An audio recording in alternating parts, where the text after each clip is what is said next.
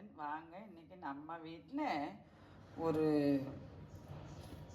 மத்தி மீன் குழம்பு பச்சையாக அரைச்சி வைக்கிறத பார்க்கலாம்.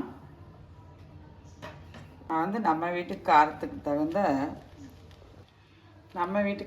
தகுந்த ஒரு 8 வரமிளகா எடுத்திருக்கேன். 1 ஸ்பூன் குருமிளகு எடுத்திருக்கிறேன். அது மாதிரி 1 ஸ்பூன் ஜீரகம்,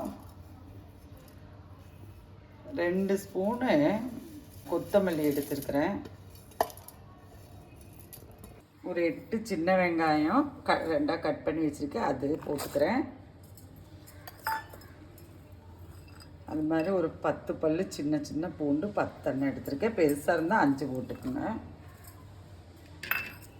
2 கொத்து கருவேப்பிலை.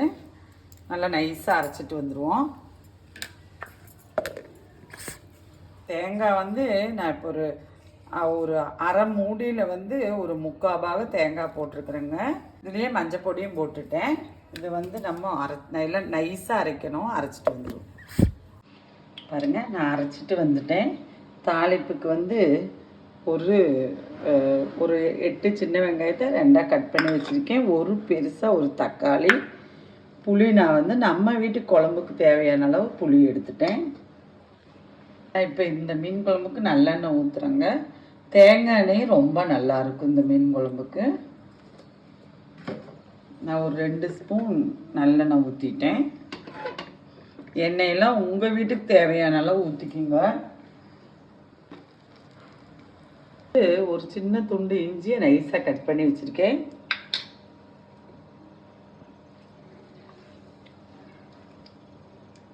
கடுகு போட்டுக்கிறேன்.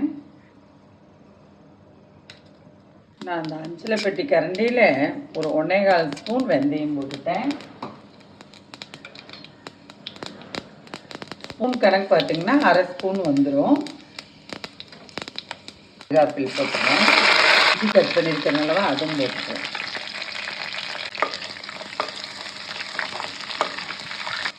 இஞ்சி கருவேப்பிலை எல்லாம் நல்லா பொரிஞ்சு வந்துருச்சுங்க. இந்த டைம் வந்து 2 வரமிளகா கிள்ளி வச்சுருக்கேன். ஒரு 8 வெங்காயம் கட் பண்ணி வச்சுருக்கேன், அதுவும் போட்டிருக்கேன். இதில் நம்ம போட்டிருக்கிற வெங்காயம் வந்துங்க நல்லா ப்ரௌன் கலர் வந்துடணும். பாருங்கள், நான் போட்டிருக்கிற வெங்காயம், கருவேப்பிலை, வெங்காயமெல்லாம் நல்லா ப்ரௌனிஷாக வந்துகிட்டே இருக்குது. இந்த டைம் வந்து நான் போட்டிருக்கிற வெங்காயமெல்லாம் நல்லா வணங்கி நல்லா ப்ரௌன் சைடு வந்தாச்சு. இந்த டைம் வந்து புளி ஊற்றிடலாம்.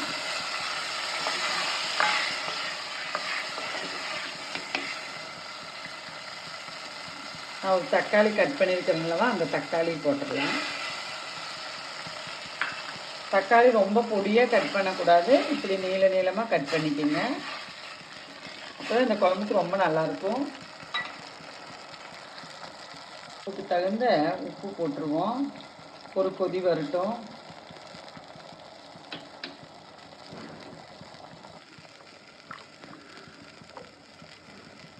புளி நல்லா கொதிச்சு வந்துருச்சு.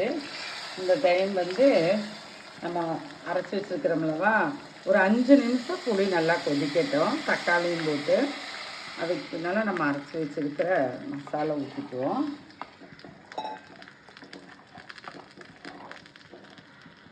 இந்த குழம்புக்கு காரம், எண்ணெய், உப்பு இதெல்லாம் வந்து நீங்கள் உங்கள் வீட்டுக்கு தேவையான அளவு எடுத்துக்கோங்க. அது மாதிரி தண்ணி, இந்த குழம்பு தண்ணியாட்டம் இருந்துச்சுன்னா ரொம்ப தண்ணியாட்டம் இருக்கக்கூடாது, ரொம்ப கெட்டியாகவும் இருக்கக்கூடாது. இவ்வளோதான் இருக்கணும். நம்ம கொதித்து வரும்போது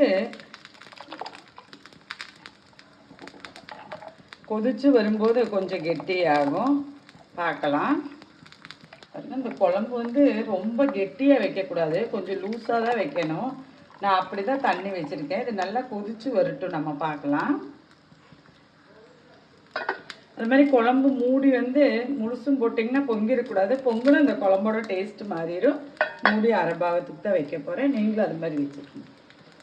பாருங்கள், இந்த குழம்பு நல்லா மீன் போடுற அளவுக்கு ஆயிடுச்சு கொதிச்சு. இந்த தக்காளி மாத்திரம் உடையாமல் பார்த்தீங்களா இப்படி இருக்கணும். அது 2ஆக உடஞ்சாலும் பரவாயில்ல, அந்தளவுக்கு கட் பண்ணி நீளமாக போட்டுக்குங்க. நல்லா வந்து நம்ம மீன் போட்டுருவோம்.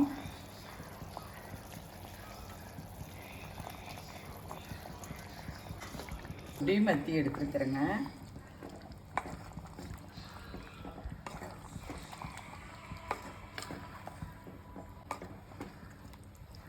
வந்து இப்படி நம்ம வந்து இன்னைக்கு சாப்பிடும்போது இந்த பச்சை இறைச்சி வைக்கிற குழம்பு ஒரு டேஸ்ட்டாக இருக்கும். மீன் குழம்பே மறாத நாள் சாப்பிடும்போது ரொம்ப நல்லா இருக்கும்.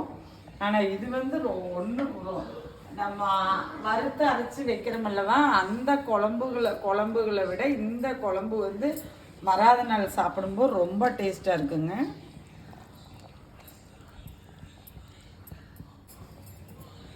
எனக்கு மண்ணுச்சட்டி ரொம்ப சூடாக இருக்கும்.